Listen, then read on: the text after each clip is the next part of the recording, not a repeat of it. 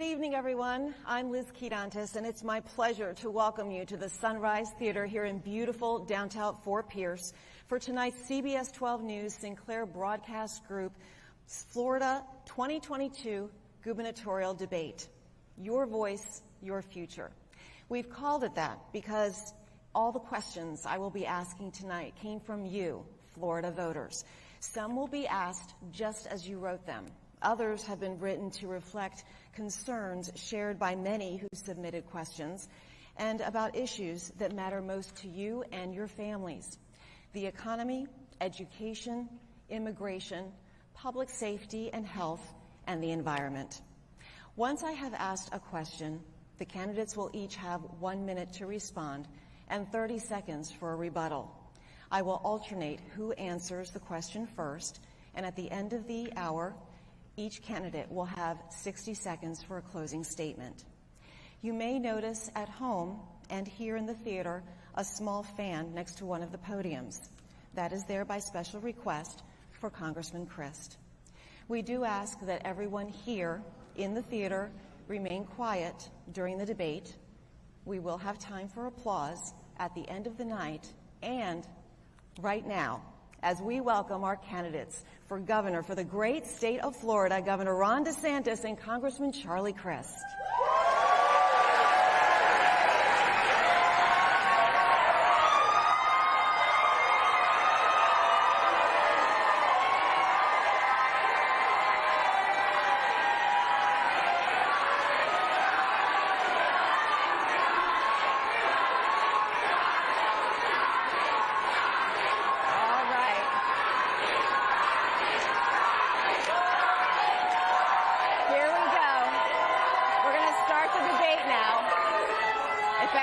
Settle down.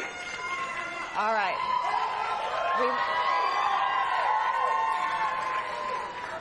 We need to get going. We have such a short amount of time. Gentlemen, welcome. We're going to begin with a series of questions about the economy. Congressman, you won the coin toss, so you will be answering first, please. It's been said that people vote with their feet, and their feet are bringing people to the Sunshine State by the thousands. That has put unprecedented pressure on housing. It's driving rents through the roof and forcing individuals and families out of their homes. New housing takes years to approve and to build, and workforce housing is needed right now. What solutions do you propose as governor to manage future growth and ensure affordable housing is available to everyone? Congressman, you have 1 minute to respond. Thank you, Liz, and thank you for being here tonight. I want to thank everybody for watching this evening. I wanted to start out by saying that you're going to see a stark contrast in this debate, in this election. It's a stark contrast between somebody who believes in a woman's right to choose. I think that's fundamentally important. Governor DeSantis has signed a bill that would restrict that right, even in cases of rape or incest. So get to your question. Housing is an incredible issue as well. We have a housing crisis in our state. Good luck buying a home. Good luck renting an apartment. And it's because Governor DeSantis has taken his eye off the ball. He's focused on running for president in 2024, and as a result, we have lost things in our state budget, specifically a housing trust fund that has hundreds of millions of dollars that he, along with the legislature, have cut. I would restore it. I would make sure that we're doing everything we can to be sure that housing is affordable again. And along with that goes so many other things: the price of gas, the price of utilities. These things are through the roof. We have inflation in Florida that's unique to any other state. And the problem is our inflation's too high under his leadership. Congressman, that's time. Governor, you have 1 minute. Thank you. And thanks everybody for tuning in. Charlie Crist has voted with Joe Biden 100% of the time to give us these inflationary policies and to drive up the cost of everything that we're doing. And the fact of the matter is, over the last 2 years, we've now have record inflation all across this country at 40-year highs. He supports Biden's energy policies, which have made gas and utilities more expensive. That is wrong. And I would also say this. You mentioned, Liz, that people are flocking to Florida. That would not have happened if Charlie Crist had his way. He wrote me a letter in July of 2020 saying you need to shut down the state of Florida. He said you need to force people to shelter in their own homes. That would have destroyed the state of Florida. That would have caused That would have caused our tourism industry to go into the toilet. It would have locked out millions of kids from school. I rejected Charlie Crist's lockdown letter. I kept this state open, and I kept this state free. And we now have the biggest budget surplus in the history of Florida. We have a 2.5% unemployment, Governor, second lowest on record, and we just did the biggest tax cut in Florida history. Thank you, Governor. That's time. Congressman, you have 30 seconds for rebuttal. Thank you very much. Well, Ron, that's rich. You're the only governor in the history of Florida that's ever shut down our schools. You're the only governor in the history of Florida that shut down our businesses. I never did that as governor. You're the one who's the shutdown guy. We need to have somebody who is at the helm that understands it's important to listen to science, to do what's right, to utilize common sense. You don't just shut down at the outset, and then when it's politically convenient for you, you want to open back up to score political points for your race for president. That's not right. It's not what the people deserve. Governor, you have 30 seconds. Well, so he opposed having kids in school. His supporters sued me to keep the kids out of school in 2020. And how critical was that decision? We just got the nation's report card, the results from all 50 states. Florida, number 3 in 4th grade reading and number 4 in the country in 4th grade math. And if you adjust that for demographics, we are number 1 in the country in both. That would not have happened if we let Charlie Crist and his friends lock our kids out of school like they did in California and like they did in New York. We did it right in Florida. We're going to move on now. Our next question, also on the economy. As governor, both of you called special sessions of the legislature to address Florida's home insurance crisis. Governor DeSantis just announced another will be called by the end of the year. Dave in Ruskin, Florida wants to know, what do you think are the best next steps to address this crisis, which seems to overwhelm every solution we throw at it? Governor, you have a minute. Well, first, I think we have the worst inflation of 40 years. It's much more expensive to replace a roof today than just 3 years ago, thanks to the Biden-Crist policies. That, unfortunately, is contributing to the increase. We also have we're number one in the nation in litigation with respect to homeowners insurance. We have 8% of the policies, but 78% of the litigation costs. Some policyholder will get a $20,000 settlement, and the lawyer will get $400,000. So we called a special session. We addressed part of that. We also created a reinsurance backstop that's serving us well now that Hurricane Ian hit. And we created a program where Floridians can get grants to make improvements to their homes and then lower rates. I think what we need to do, we need to build off what we did with the reinsurance, because that's a big issue, and we have to address the rising costs of litigation. It's not about lining the pockets of billboard lawyers. It's about having a competitive market where people have a shot to make ends meet. Congressman, you have 1 minute. Ron, the real problem is that according to Forbes magazine, Florida is the most expensive state in the country to live in. More than California, more than New York. And why is that the case?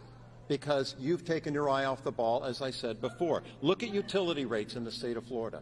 Since you've been governor, every utility rate increase has been granted for Florida Power and Light, Duke Power, TECO, you name them. They've all gone up and up and up. When I was governor, they went down. Property insurance. Property insurance under you has doubled in the state of Florida. Doubled, Ron. That's not good for the people of this state. And it's been exacerbated by this horrible hurricane we just came through. Gas prices are up as well under your lack of leadership. You slipped in something to drop the price of gas, but only in October, right before the run-up to the election. That's so political. It's disgusting. We need to have a governor who will do what's right for the people of Florida all the time, all year long, not just when it's right before a re-election. Governor? Well, why are fuel and natural gas prices up? Because of the Biden-Crist energy policies. They're waging war on American energy.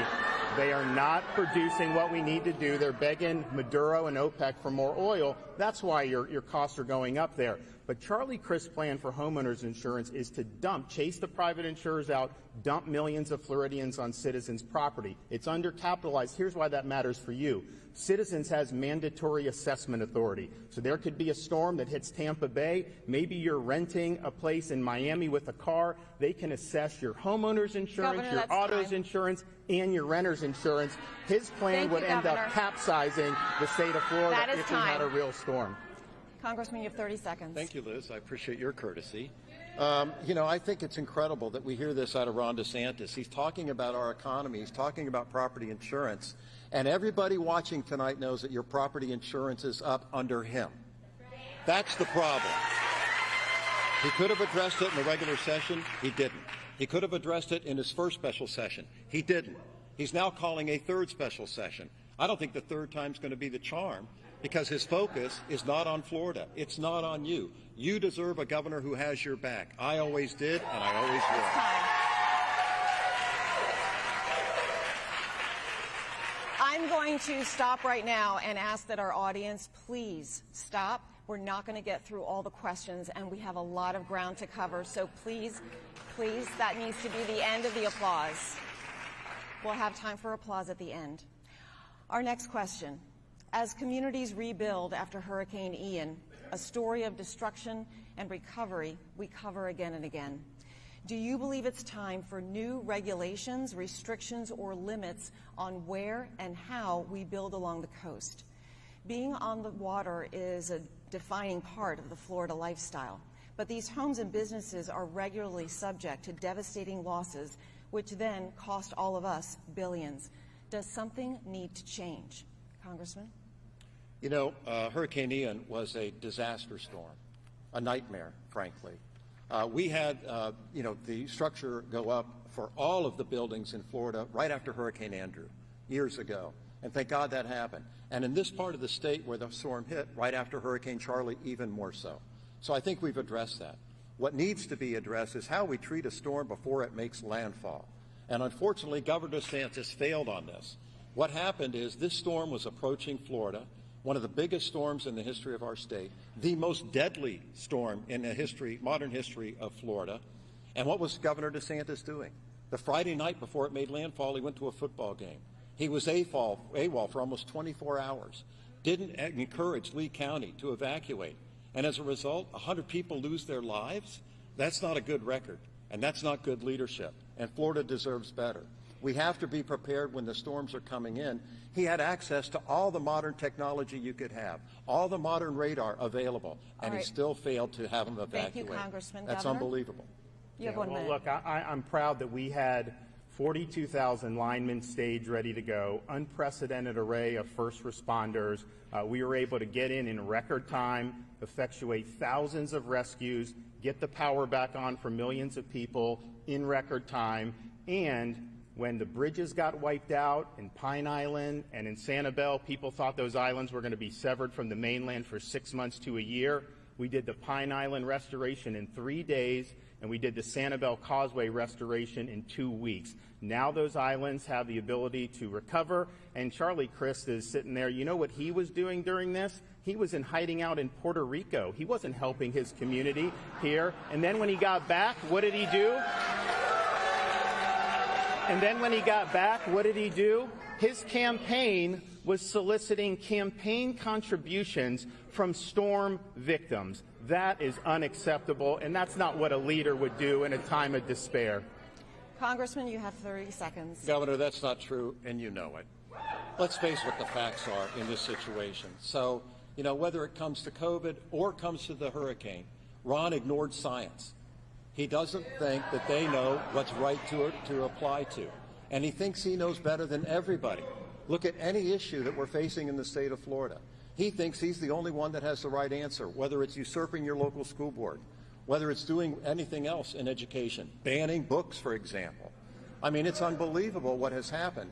And That's so you time, have to apply science and Congressman, do what's that's right time. for the people and protect them. Governor? Yeah, and I reject my opponent's attempt to politicize this, because these local communities did mobilize. And if you looked at that track, everyone was focusing on Tampa Bay the Monday night before the storm. We woke up Tuesday morning, the models had shifted into Sarasota. All the folks in Southwest Florida were activated. Lee County did issue evacuations. You had a number of residents that have been through a lot of hurricanes, and it looked like it may be going a little north. So people were following that very intently. Those folks did a good job. You know, the governor, our message was listen to your locals. It's ultimately a local decision. They do the shelters, but I stand by every one of our local counties.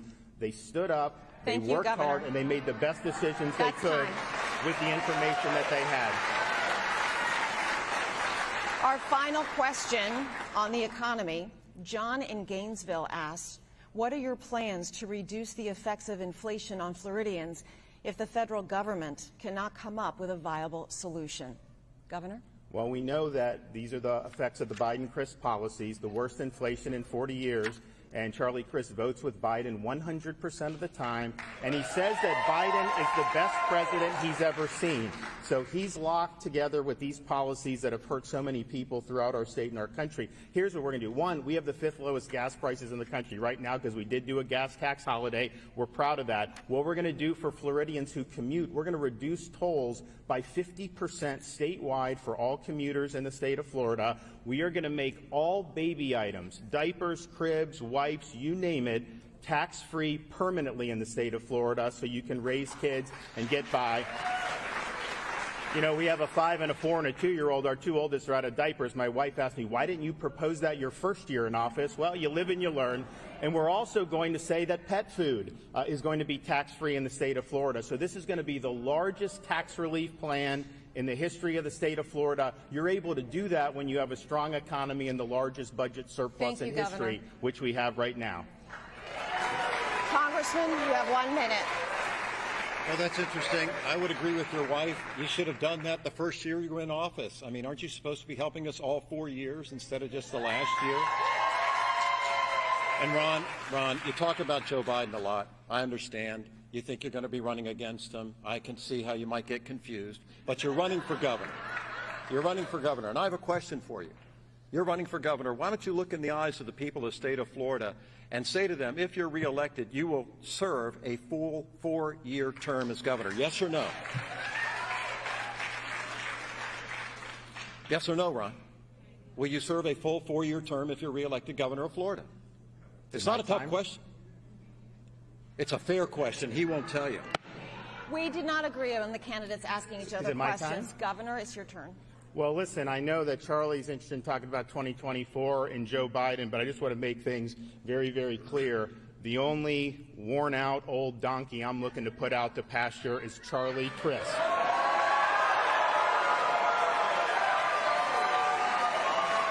And you want to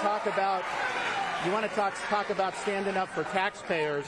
When Charlie Crist was governor, he ran saying he would not raise taxes. He became governor, and he signed off on the largest increase in taxes and fees in the history of the state of Florida. That's time, we Governor. just enacted the largest decrease in taxes in the history of Florida. Thank you, Governor.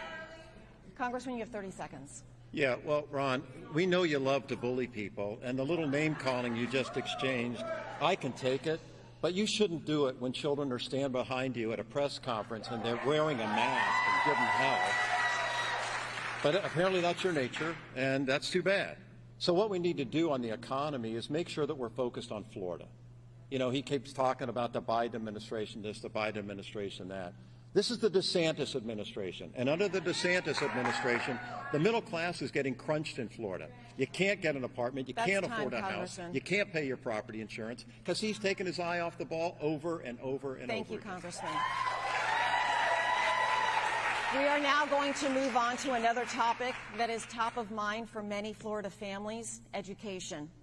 The pandemic and remote learning exposed parents to what was going on in America's classrooms like never before. Disputes over masks and reopening schools had parents across Florida demanding more say in their children's education. Part of your response, Governor, was to sign the Parental Rights in Education Act, which you, Congressman, called a, quote, heinous piece of legislation. Governor DeSantis, the Parental Rights in Education Act and the Stop Woke Act are centerpieces of your agenda for Florida schools. Why?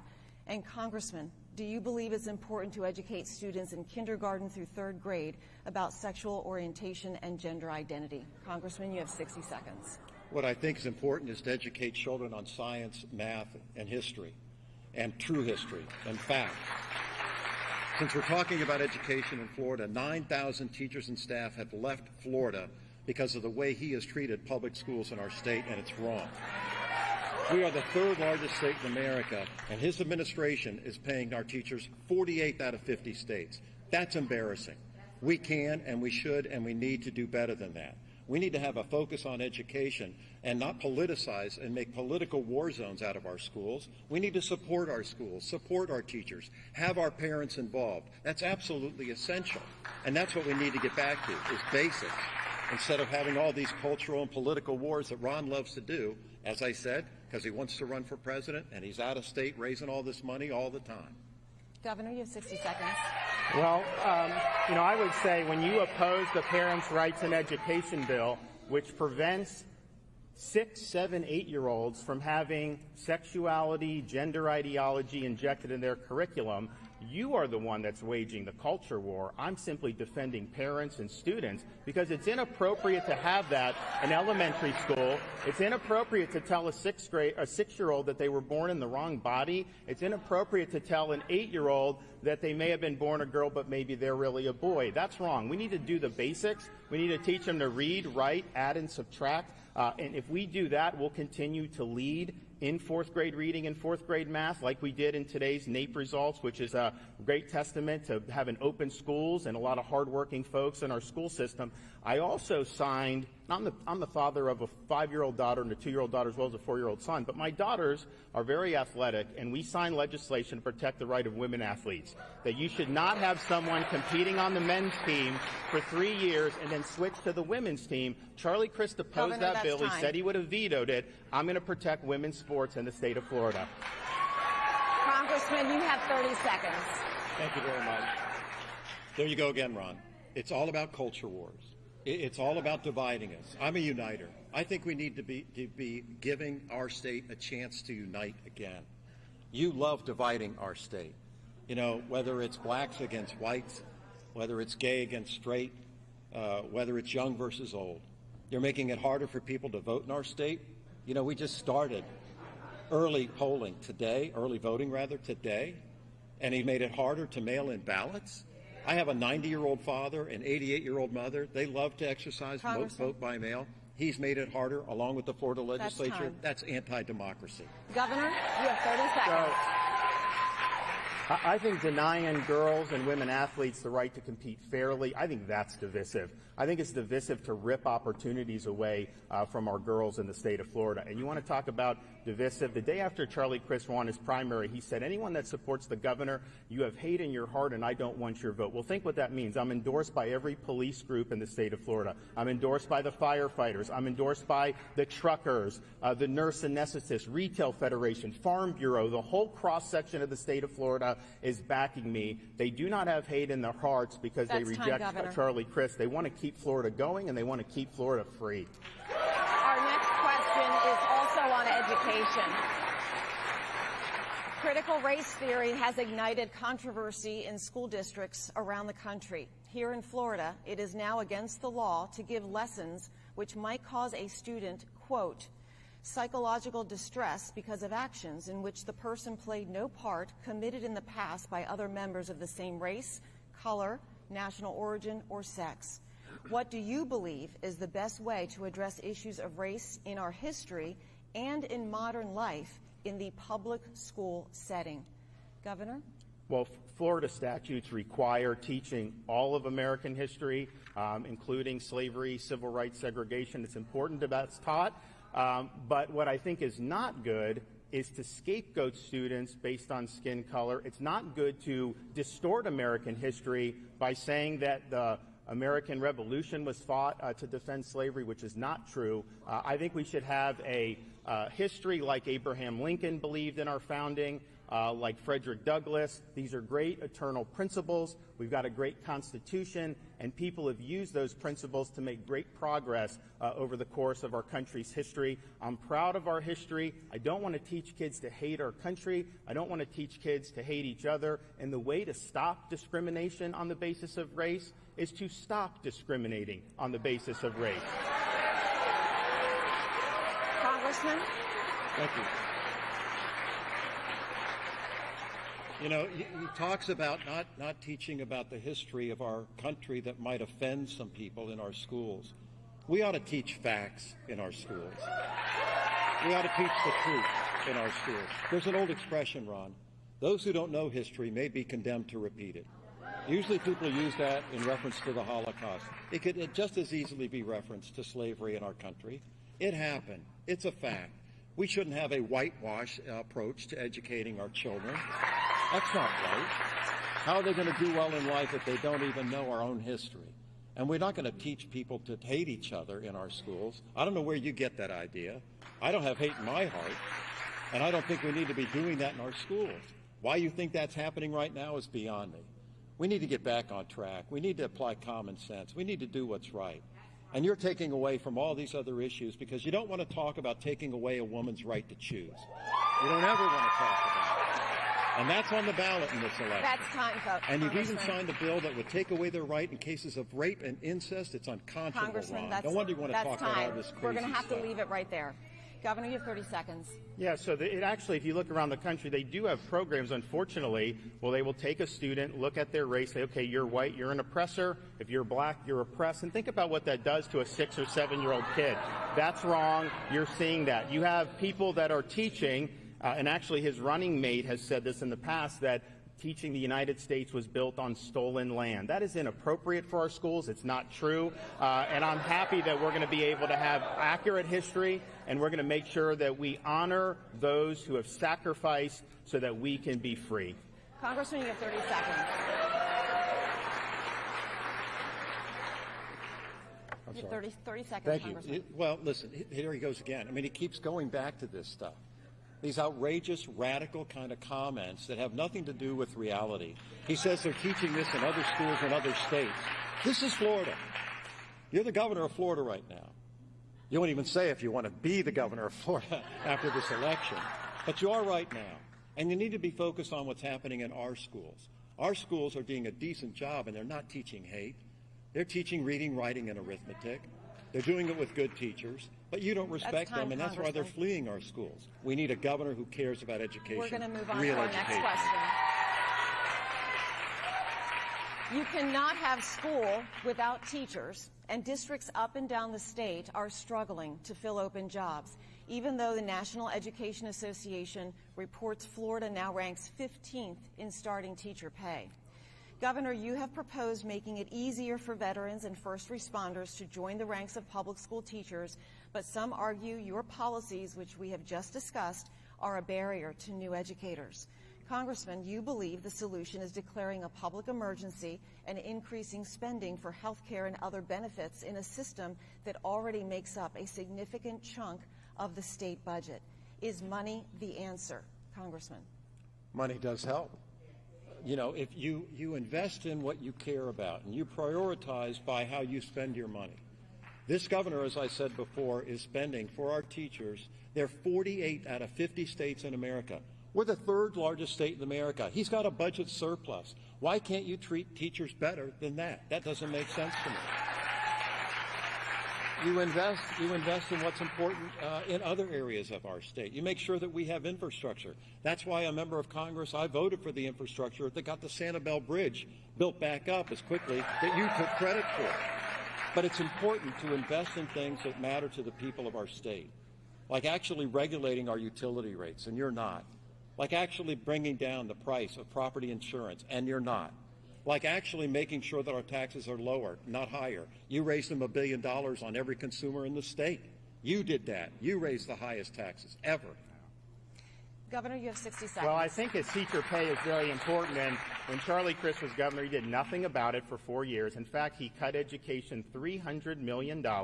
What have I done? We've done the largest increase in teacher compensation in the history of the state of Florida. As you mentioned, Liz, we now rank much higher with average minimum salary because we focused on that because we knew that was important to recruit good teachers. So we've raised the average minimum salary by over 20%. We're now #1 in the Southeast, and I created with the legislature a categorical budget item where the money has to go to teacher salaries. Because what happens is we send the money to school districts. You know, his running mate is a teachers union boss. She makes almost $200,000 a year. The teachers down in Miami don't make that. So I don't want the money going to teachers unions. I want the money going in the pockets of teachers. So we are going to do $1 billion categorical in next year's budget. We've made tremendous progress, and we're going to continue to do it because we know how important it is. Congressman, you have 30 seconds. Ron, when I was governor, we paid our teachers more per dollar than you are, and you have a surplus. I governed when we had a great recession, and we did it because we prioritized it. It was the right thing to do.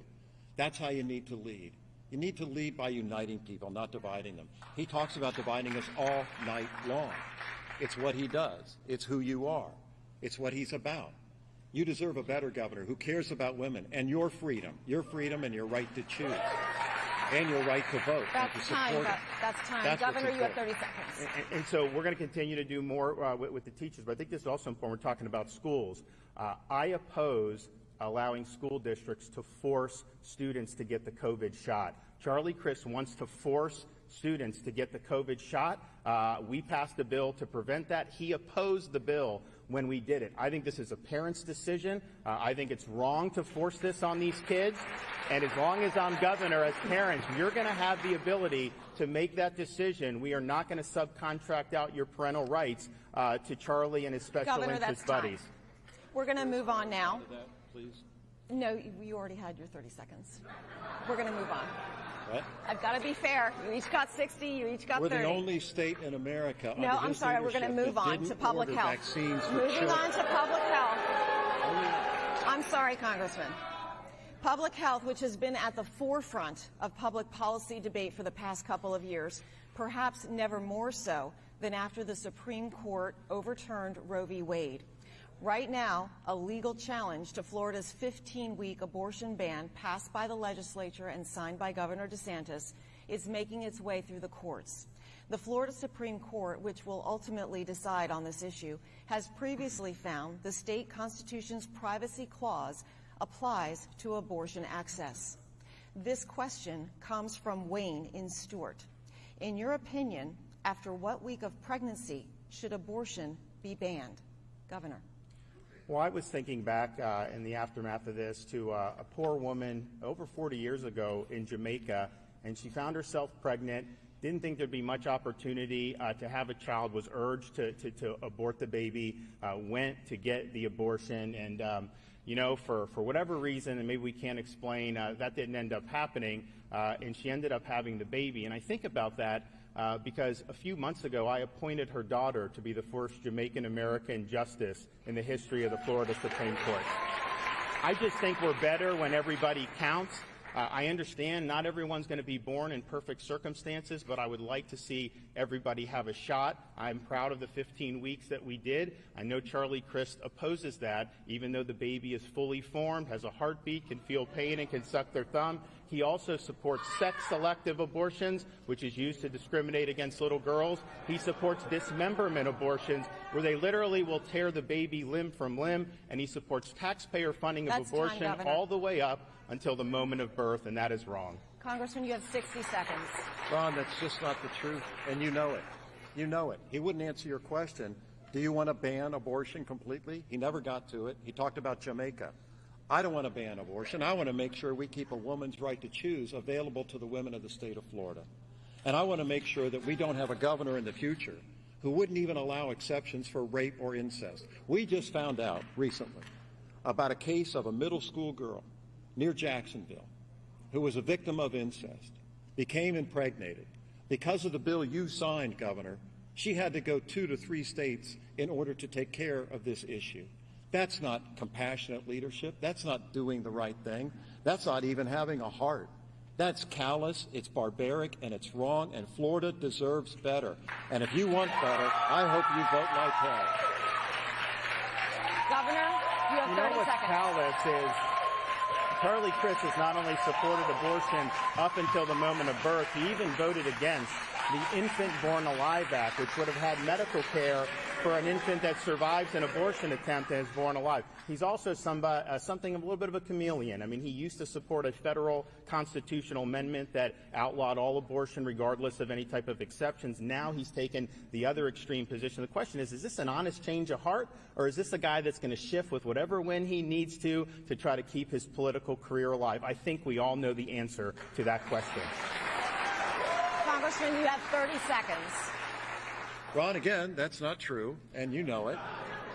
You know, I watched you debate 4 years ago, and I remember your opponent said that, you know, in the last debate, I guess he got 2 instead of the 1 we're getting. He said Ron lied 21 times, and when you did it again in his second debate, he goes, well, there's number 22. I don't know why you are so compelled to be disenfranchised from the truth as much as you are. Maybe it's because you don't want to talk about your record. You don't want to talk about how you've made Florida unaffordable for most of our citizens. You don't want to talk about a woman's right to choose and these other things that are so important to Florida today. That's time. Thank you. Moving on to our next public health question. The coronavirus continues to be a significant concern. A pandemic was not something any of us were prepared for. There was no playbook, no list of time-tested strategies to stop this fast-spreading and dangerous virus. By the summer of 2020, Florida was slowly reopening under Governor DeSantis, while Democratic members of the state's congressional delegation, including Congressman Crist, were calling for new stay-at-home orders and a statewide mask mandate. Looking back more than 2 years later, are you satisfied with your approach to the COVID response? Congressman? Yeah, I'm satisfied with my approach. I would have listened to scientists, unlike the governor. You know, he wants to talk about how we reopened this and we reopened that. You can keep things reopened, but you got to do it with an eye toward what healthcare providers tell you. Not being arrogant, so arrogant that you won't listen to their advice about when masks are appropriate, and later on when they probably are not, like now. We don't need them now. But you take a common sense approach and you do what's right. Ron, I wouldn't pat yourself on the back too much about your response to COVID. We've lost 82,000 of our fellow Floridians. And when you look at the Thanksgiving table, one of those empty seats is probably one of those people for many families watching tonight. And if we had only had the standard of other states in the United States, 40,000 of those people would still be alive, enough to fill Tropicana Stadium in St. Petersburg. That's tragic. That's time.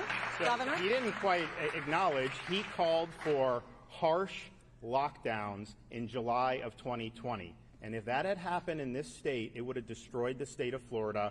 Our hospitality and tourism industry, which has thrived, would have gone into disrepair. It would have thrown millions of Floridians into turmoil. And I can tell you, as Charlie Crist and his friends in Congress were urging you to be locked down, I lifted you up. I protected your rights. I made sure you could earn a living. I made sure you could operate your businesses. And I worked like heck to make sure we had all our kids in school in person 5 days a week.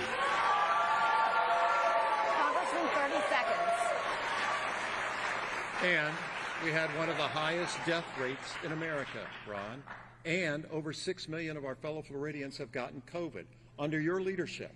Now, that's not something to be boastful and proud about. I'm pro-business. I want to make sure we keep our businesses open. I'm not the governor who attacked Walt Disney World because they deigned to express their point of view. I'm not the governor who attacked the cruise industry because they just wanted to make sure that their customers weren't sick before they got on the boat. That's you. You're the most anti-business governor I've ever seen. That's time, Congressman. Governor? Yeah, except for all the businesses that are moving down here and leading the nation in net in-migration. And I'm proud, you know, we said seniors first. We worked with nursing homes. We worked with testing with seniors. We did monoclonal antibodies. And the result is 38 other states had higher COVID mortality rates for senior citizens than we did in Florida. And I think that that's the approach people should have taken. Focus on the vulnerable population, but make sure you're not locking down the rest of the people. We've thrived as a result. That would not have happened if Charlie Crist had got his way and locked down the state of Florida in July of 2020. Thank you, Governor.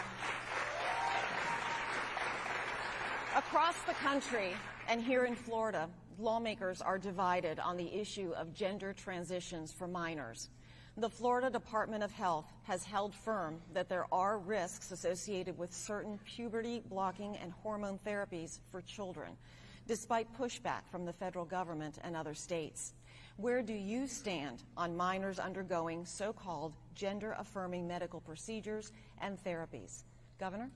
Well, so-called is important because when they say gender-affirming care, they mean giving puberty blockers to teenage girls and teenage boys. They mean doing double mastectomies on young girls. They mean chemically castrating young boys. That is wrong. We are not going to allow that to happen in the state of Florida. A lot of kids go through a lot of different things. A lot of the dysphoria resolves itself by the time they become adults. And we have a number of people that have spoken out in favor of what we're doing to say you should not mutilate minors. And they went through this when they were minors. Now they're adults and they regret it. And other countries in Europe that went down this road have now backtracked. And so we're doing the right thing. It's inappropriate to be doing basically what's genital mutilation. Congressman, you have 1 minute. This reminds me of your position on a woman's right to choose. You think you know better than any physician or any doctor or any woman in a position to make decisions about their own personal health. You want to be the judge. You want to decide about what people should do with their own physical being, with the betterment of their health, with whether or not they want to make sure that they can practice their right to choose as a woman. That's just not right. I don't believe in that. I believe that we need to do unto others as we would have done unto us. It's called the Golden Rule. And Ron, if you ever knew the Golden Rule, clearly you have forgotten it. You don't have the temperament to be kind and decent to other people who don't look like you, who don't act like you, and don't contribute to you. But we're all children of God. And that doesn't mean that you're the one who's supposed to judge about what other people are supposed to do, particularly women, with their body. Governor? Well, we're talking about 13 and 14 and 15-year-old kids. They are not in a position to know whether they can undergo a radical procedure that physically alters their body. If you're a 15-year-old, you can't go get a tattoo in the state of Florida, yet we're saying you could get a double mastectomy? Of course not. It is inappropriate to do this for minors, and in Florida, we are not going to allow that to happen here. Congressman? Again, you know, this is a difficult support it for minors. I mean, you should just be honest with This people. is a about difficult that. issue for anybody. And, you know, he talks about it like it's fun. It's not. These are difficult issues, and they deserve mature leadership, and you deserve to have a governor who understands that a woman has a right to choose, that you need to have somebody who understands and respects that decision. I was raised with 3 sisters. I'm an only son. I learned as a very young boy to respect women. And it's important to respect all. Congressman, that's time. And it just doesn't sound to me like Governor DeSantis wants to do that, to respect some other family's decision about what they want for their We're children. going to leave it there. Thank you. Moving on now to another topic. Gentlemen, illegal immigration continues to make headlines from our southern border to the shores of our state. Governor, your administration recently used state funds to transport migrants from Texas to Martha's Vineyard. Why? And do you believe that was an effective use of taxpayer money? Congressman, you called the flights inhumane. Do you believe Florida should be a sanctuary state? Congressman? I thought what the governor did was a horrible political stunt. You know, we have an immigration problem. We have a problem at the border. We need to secure the border. I agree with all of that. But it doesn't mean that you use Florida taxpayers' dollars to charter 2 jets, go to Texas, lie to people to get them onto planes, fly them up to the northern part of our country, and one of them's a 1-year-old baby, another is a pregnant woman. You're willing to use people like that, in this case they were Hispanics, Venezuelan in particular, and have them as props for your political gain? That's not the way to change policy. You can change policy and do what's right to secure the border, by having comprehensive immigration reform. That's what I voted for in Congress. When you were in Congress, you wouldn't do it because you want to keep this issue alive. You want to have it as a wedge issue. And you want to pull political stunts like you did with the taxpayers' dollars of the people of Florida.